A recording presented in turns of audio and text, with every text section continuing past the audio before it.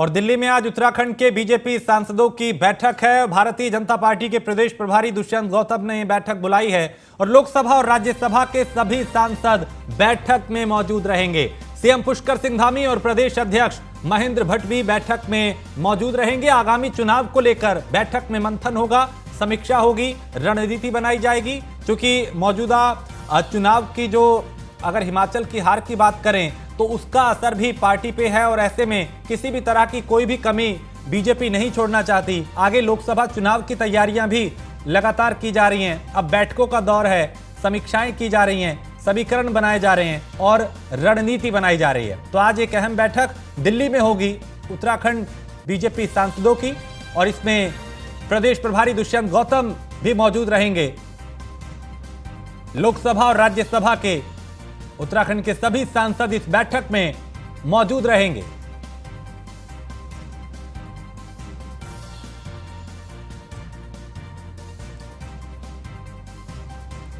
और दुष्यंत गौतम ने news one India से खास बात की। उन्होंने क्या कुछ कहा, उन्हें सुनते हैं।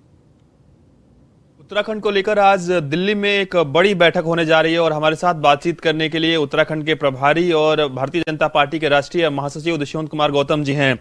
सर, जो बैठक बुलाई गई है तमाम सांसदों की, क्या कुछ इस बैठक का उद्देश्य है? देखिएगा, ये एक रूटीन बैठकें होती हैं। जब सत्र चलता है उस दौरान में सामूहिक रूप से बैठते हैं, चर्चाएं करते हैं और औचित्य तो एक राजनीतिक दल के नाते औचित्य तो यही होता है कि हम जनता की सेवा का जो संकल्प ले रखा है उसको कैसे पूरा किया जाए, कहाँ तक हम पहुँच गए और कितना आगे अच्छा चला जा सकता है। संगठन और सरकार का तालमेल और उसके द्वारा जनमानस तक सुविधाएं पहुंचाना। और जो देश के हमारे राष्ट्रीय अध्यक्ष जी ने कहा है कि हमें अब डोर टू डोर नहीं, हाउस टू हाउस करना है, मतलब घर के अंदर जाना है, बैठना है, बात करनी है और उनकी परेशानी का हल निकालना है। और साथ साथ देश के प्रधानमंत्री ने कहा है कि अगला दशक जो होगा वो उत्तराखंड का होगा, वो भी हमारे लिए संकल्प के रूप में हम ले रहे हैं। जो जनमानस तक सेवा ही समर्पण के भाव से कार्य करना, यही लक्ष्य है हमारा। सर, अगर हम बात करें तो हाल ही में उत्तराखंड के तमाम नेताओं के बयानबाजी भी निकलकर सामने आई, तो क्या इस पर भी आज चर्चा होगी? क्योंकि सभी लोग आज उत्तराखंड के लोग बैठ रहे हैं शीर्ष नेता। नहीं, ऐसा कोई बयानबाजी नहीं था खास जिसको कहा जाए कि अनुशासनहीनता कहा जाए। थोड़ा बहुत परेशानियां होती हैं, वो कहीं ना कहीं मीडिया में निकल जाती हैं, लेकिन ऐसा कुछ दिखाई नहीं दिया। मैं कल ही होके आ रहा हूँ, सब ठीक ठाक है। लेकिन अगर ऐसी चीज़ें होती है तो चर्चा और चिंता तो होती है, वो चिंता ही तक ही है खाली। सर, 2024 में अब लोकसभा के चुनाव नजदीक आ रहे हैं और निश्चित तौर पे उत्तराखंड भी एक अहम राज्य है। क्या इसको देखते हुए भी आज चर्चा होगी इस पे? हाँ, बिल्कुल होगी। राजनीतिक दल के प्राणी हैं हम, राजनीतिक दल है तो चुनाव हमारा जीतना लक्ष्य भी है, क्योंकि चुनाव भी एक माध्यम होता है, राजनीति भी एक माध्यम होता है सेवा का, इसलिए उसको भी करेंगे। और सबसे बड़ा काम ये है कि देश के प्रधानमंत्री जी ने G20 की मेजबानी कर रहे हैं और G20 एक ऐतिहासिक होने वाला है, क्योंकि पहले भी G20 होते रहे, चाइना में हुआ था तो खाली शहर खाली करा दिया गया, एयरपोर्ट से शहर में गए और वहाँ पे मीटिंग की वापसी हो गए। लेकिन एक ग्लोबल लेवल पर भारत का प्रस्तुतिकरण होगा, भारत का खान पान क्या है, संस्कृति क्या है, संस्कार क्या है। अभी मिल्ट्स डे घोषित किया है, तो भारत में तो मिल्ट्स यूज ही होते हैं और ये सबसे बड़ी बात है। इस पर भी चर्चा होगी कि भाई हम कितना अच्छा कर सकते हैं। मुझे लगता है कि देश विश्व में और उत्तराखंड भी उसमें विशेष स्थान बनाने में कामयाब होगा। ये सब चर्चा होगी। आखिरी सवाल रहेगा सर, गुजरात में जिस तरीके से चुनाव हुए और भारतीय जनता पार्टी ने तमाम रिकॉर्ड तोड़ दिए, आज शपथ ग्रहण समारोह भी था सर, क्या कुछ कहेंगे? बहुत खुशी की बात है जो आदरणीय प्रधानमंत्री और अमित शाह जी का सपना कि हमें 51% पे काम करना चाहिए। विरोधी कौन है इसकी चिंता नहीं करना चाहिए। 51% पे काम किया। गुजरात ने ये दिखा भी दिया है कि 51% पे हमने काम किया है, सारे रिकॉर्ड तोड़े। और मुझे ध्यान है कांग्रेस ही कहते थे ये बीजेपी वाले अपने रिकॉर्ड तोड़ते रहते हैं, अब तो कांग्रेस का भी रिकॉर्ड हमने तोड़ा है। मैं गुजरात की जनता का भी धन्यवाद करना चाहता हूँ और आदरणीय मोदी जी जो जनता के दिल में वास करते हैं, लोगों के दिल में बैठे हुए हैं, सेवा भाव से जो सेवा के माध्यम से बैठे हुए हैं, उनका ही ये कारण है जो हम भारी बहुमत से जीत कर आए हैं। धन्यवाद सर। थे हमारे साथ भारतीय जनता पार्टी के राष्ट्रीय महासचिव और उत्तराखंड के प्रभारी दुष्यंत कुमार गौतम जी, जिनका साफ तौर पे कहना है कि गुजरात में एक बार फिर से जनता ने भारतीय जनता पार्टी पर भरोसा जताया है और निश्चित तौर पे भारतीय जनता पार्टी ने पिछले सभी रिकॉर्ड को तोड़ दिया है। विजिलेंस हिमांशु के साथ पीयूष तिवारी, नई दिल्ली। और अंकिता हत्याकांड को लेकर बड़ी खबर, जहां नार्को टेस्ट के लिए आरोपियों ने मांगा 10 दिन का समय। पौड़ी जेल अधीक्षक के जरिए जीएम कोर्ट से समय मांगा गया है। नार्को टेस्ट की सहमति के लिए आरोपियों ने यह समय मांगा है। बड़ी खबर इस वक्त, नार्को टेस्ट के लिए आरोपियों ने 10 दिन का समय मांगा है और पौड़ी जेल अधीक्षक के जरिए जीएम कोर्ट से समय मांगा गया है। सबसे पहले न्यूज वन इंडिया ने इस खबर को आप तक पहुंचाया था, अपने दर्शकों तक पहुंचाया था। तो अंकिता हत्याकांड को लेकर इस वक्त एक बड़ी अपडेट आ रही है, जहां नार्को टेस्ट के लिए आरोपियों ने 10 दिन का समय मांगा है और पौड़ी जेल अधीक्षक के जरिए जीएम कोर्ट से यह समय मांगा है।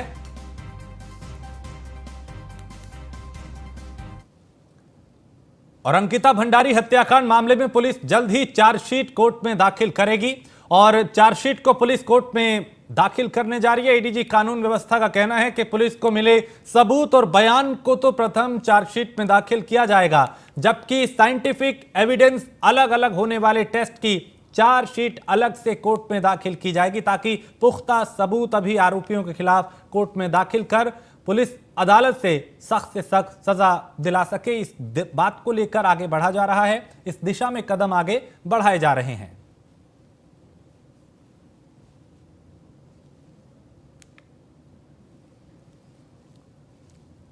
और पौड़ी से बीजेपी विधायक राजकुमार पौरी ने विधायक निधि से 2 लाख की धनराशि पीर बाबा की मजार पे टीन शेड लगवाने के लिए देने पे हंगामा मच गया है।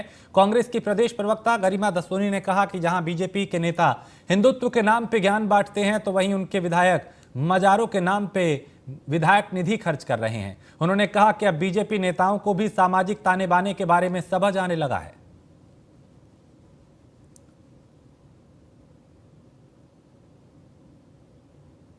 भारतीय जनता पार्टी के नेताओं और विधायकों को समझ में आने लगा है कि सामाजिक समरसता में ही सफलता की कुंजी है।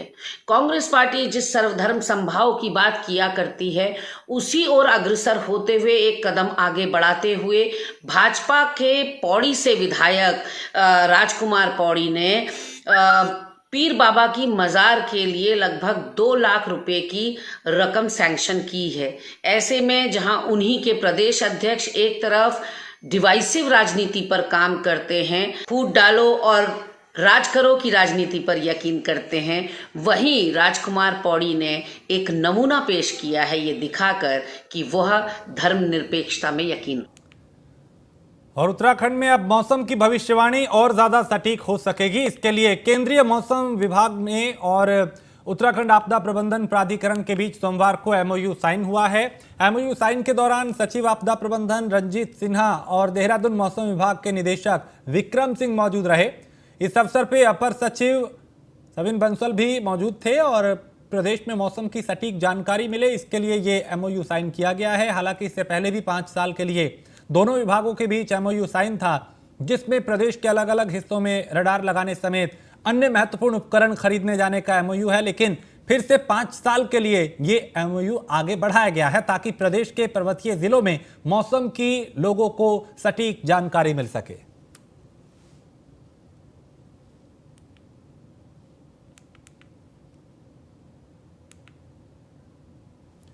तो आपदा प्रबंधन और मौसम विभाग के बीच एमओयू साइन हुआ है और इसमें आपदा यानी उत्तराखंड के मौसम की सटीक जानकारी यहां पे मिलेगी।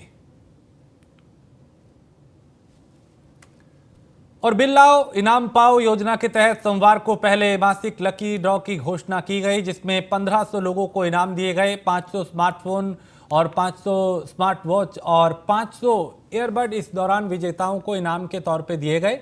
इस योजना का मुख्य उद्देश्य जनता को जीएसटी के प्रति जागरूक करना है। अक्सर जब कोई सामान खरीदता है तो उसका जीएसटी बिल लोगों द्वारा नहीं लिया जाता, जिस वजह से जीएसटी का पूरा पैसा सरकार को नहीं मिलता, और इसीलिए लोगों को जागरूक करने के लिए एक तरीके की ये मुहिम चलाई जा रही है। पिछली बार हमारे द्वारा एक स्कीम लॉन्च की गई थी, बिल लाओ इनाम पाओ। इसका मुख्य मकसद क्या है कि जो हमारे जीएसटी है वो कैसे बढ़े, राजस्व सरकार का कैसे बढ़े, उसको लेके हम लोगों ने ये स्कीम यहाँ पे लाई है उत्तराखंड में। और जहाँ तक मेरी जानकारी है, देश भर में पहला राज्य है जहाँ पे इस प्रकार की स्कीम जो मेगा लकी ड्रॉ है उसको हम लोग लेके आए हैं। आज उसका पहला, क्योंकि हमने ये कहा था कि हम हर महीने 1500 लोगों को इस प्रकार के इनाम देंगे, वो पहला लकी ड्रॉ आज हमने निकाला है। और मैं सबको, जितने भी ये स्कीम है, ये बड़ी पारदर्शी तरीके से, यानी कि आप जानते हैं कि पहले लॉटरी सिस्टम करके किसी को कोई शिकायत न रहे, पारदर्शी तरीके से किया। और उधम सिंह नगर में उत्तराखंड के राज्यपाल गुरमीत सिंह के प्रवास के दौरान यौन उत्पीड़न के आरोपी पंतनगर कृषि विश्वविद्यालय अस्पताल में तैनात डॉक्टर दुर्गेश कुमार की गिरफ्तारी की मांग को लेकर सैकड़ों छात्रों ने परीक्षा का बहिष्कार किया और अस्पताल के गेट पर धरना दिया। यूनिवर्सिटी प्रशासन पे घटना में लापरवाही बरतने का भी आरोप लगाया। हालांकि इस मामले में छात्रा की शिकायत पे पुलिस ने डॉक्टर के खिलाफ मुकदमा दर्ज किया है और वहीं एसएसपी मंजुनाथ का कहना है कि इस मामले में आरोपी को किसी हालत में बख्शा नहीं जाएगा।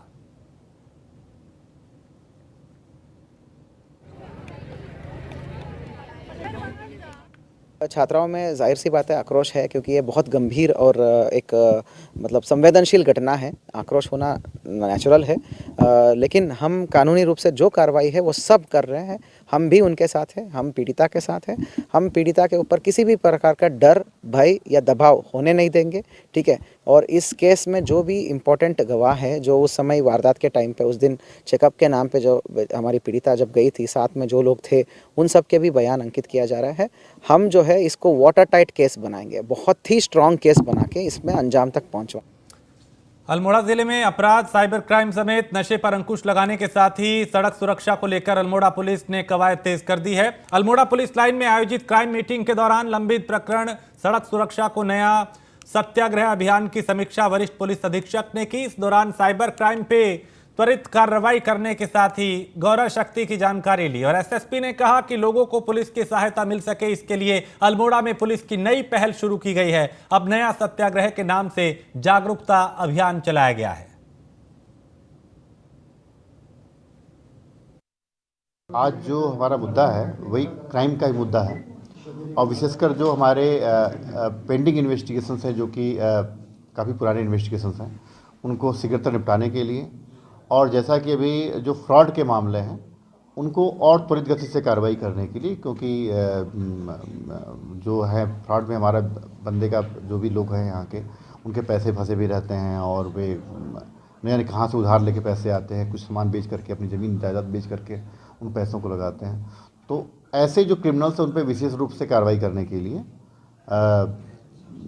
लोगों को डायरेक्ट किया गया है और जो गैंगस्टर्स हैं उनकी संपत्ति को जब्त करने के लिए कार्रवाई की जा रही है। इसके लिए इन लोगों को बाकायदा कुछ दिनों पहले ही रेंज के माध्यम से ट्रेनिंग भी दिलाई गई कि संपत्ति को जब्त कैसे कर। और लक्सर कोतवाली क्षेत्र में हरे कृष्ण मंदिर वाली गली में एक स्क्रैप कारोबारी के चौकीदार की हत्या से सनसनी फैल गई। चौकीदार का नाम मुकेश है, जो मूल रूप से सहारनपुर का रहने वाला है। मुकेश कई साल से लक्सर में स्क्रैप कारोबारी की दुकान में रह रहा था। सोमवार को दुकान में ही उसका शव बरामद हुआ। आशंका जताई जा रही है कि चोरी की वारदात को अंजाम देने वाले चोरों ने ही इस वारदात को अंजाम दिया है। फिलहाल पुलिस मामले की जांच कर रही है।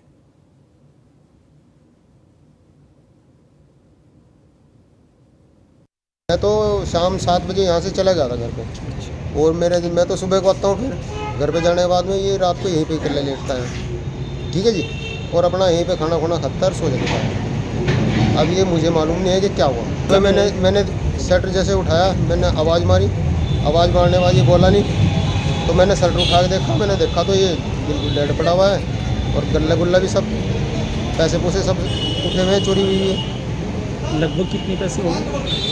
लगभग होंगे 30-40-50 हज़ार रुपये, अंदाज़ी बता रहा हूँ मैं, गिनती तो थी नहीं। मैं तो के आसपास विनोद जी जब अपनी दुकान पे आए तो उनकी दुकान में एक चौकीदार मुकेश रहता था, जो पिछले 5-7 वर्षों से उनके यहाँ काम कर रहा है। उसकी मृत्यु हुई थी और शटर खुला हुआ था, अलमारी टूटी हुई है। उन्हें आशंका है कि अज्ञात लोगों के द्वारा या किसी जानकार व्यक्ति के द्वारा चोरी की घटना को अंजाम दिया गया है और उनके चौकीदार की मृत्यु की गई है। इस संबंध में सभी संभावित पहलुओं से घटनास्थल का निरीक्षण किया गया है और जो फिंगरप्रिंट वगैरह लिफ्ट करने की कार्रवाई अमल में लाई जा रही है। जो भी तथ्य प्रकाश में आएंगे उसके आधार पर अग्रिम विधिक कार्रवाई अमल। और अंतर्राष्ट्रीय सार्वभौमिक हेल्थ दिवस के अवसर पर राजधानी देहरादून के IRDT सभागार में एक कार्यक्रम का आयोजन किया गया। इस कार्यक्रम में सूबे के स्वास्थ्य मंत्री ने मुख्य अतिथि के रूप में शिरकत की। साथ ही मेयर सुनील उनियाल गामा और प्रभारी स्वास्थ्य सचिव डॉक्टर आर राजेश कुमार भी कार्यक्रम में मौजूद रहे। इस अवसर पर स्वास्थ्य मंत्री धन सिंह रावत ने कहा कि स्वास्थ्य के प्रति सभी को जागरूक करने के लिए ये दिवस राज्य भर में मनाया जाए।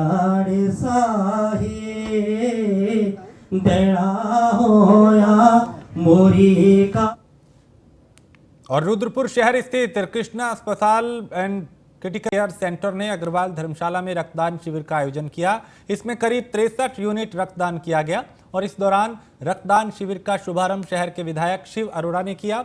विधायक ने अस्पताल द्वारा जनहित में किया जा रहे काम को भी सराहा।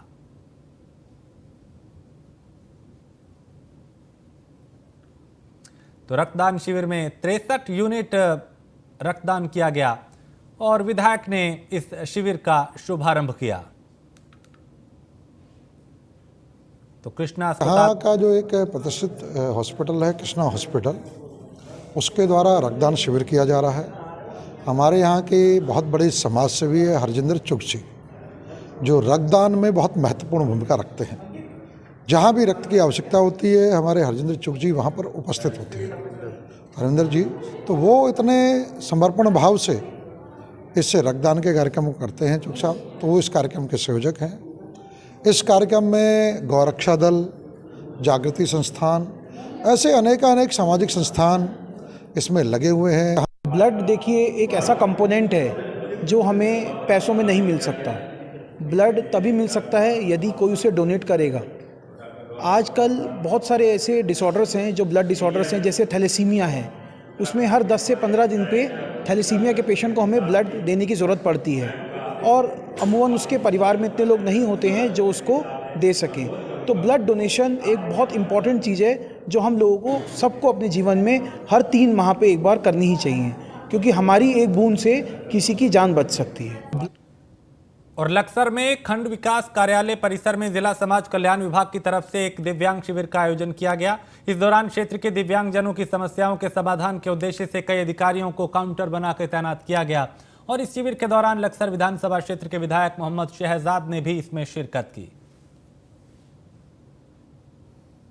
विधायक के चुनाव लड़ने से पहले जो भी जनप्रतिनिधि लड़ता है उसके मुख्य उद्देश्य जन सेवा होती है और मेरा प्रथम उद्देश्य जन सेवा है। उसी के माध्यम से जिलाधिकारी महोदय को चिट्ठी लिखने के बाद और भाई वीडियो साहब का सभी का मैं धन्यवाद भी करना चाहता हूं आपके माध्यम से कि जो जनता के काम ऑफिसों में घूम करके चक्कर काट कर होने चाहिए वो एक स्थल पे लक्सर में हो, मैं समझता हूँ इससे अच्छी कोई बात नहीं है। उनका श्रम, उनका पैसा और समय की बर्बादी बचेगी, लोगों को अच्छे अनुभव भी होगा। मेरा पहला काम जनसेवा और आखिरी काम जनसेवा। निर्देशों के अनुसार परम श्रद्धेय विधायक जी के निर्देशन में आज जो है विकलांग शिविर समाज कल्याण विभाग द्वारा लगाया गया है। इसमें समाज कल्याण द्वारा संचालित जितनी भी पेंशन है सभी के आज प्रार्थना पत्र स्वीकार किए जा रहे हैं, प्रमाण पत्र बनाए जा रहे हैं। विकलांग प्रमाण पत्र व अन्य प्रमाण पत्र जो है समाज कल्याण द्वारा बनाए जा रहे हैं और आज ये सुबह 10:30 बजे से स्टार्ट हुआ था और 4 बजे तक चलेगा। निर्देशों के अनुसार परम श्रद्धेय विधायक। और इसी के साथ इस बुलेटिन में फिलहाल इतना ही। देश प्रदेश की बाकी खबरों के लिए आप देखते रहिए न्यूज़ वन इंडिया।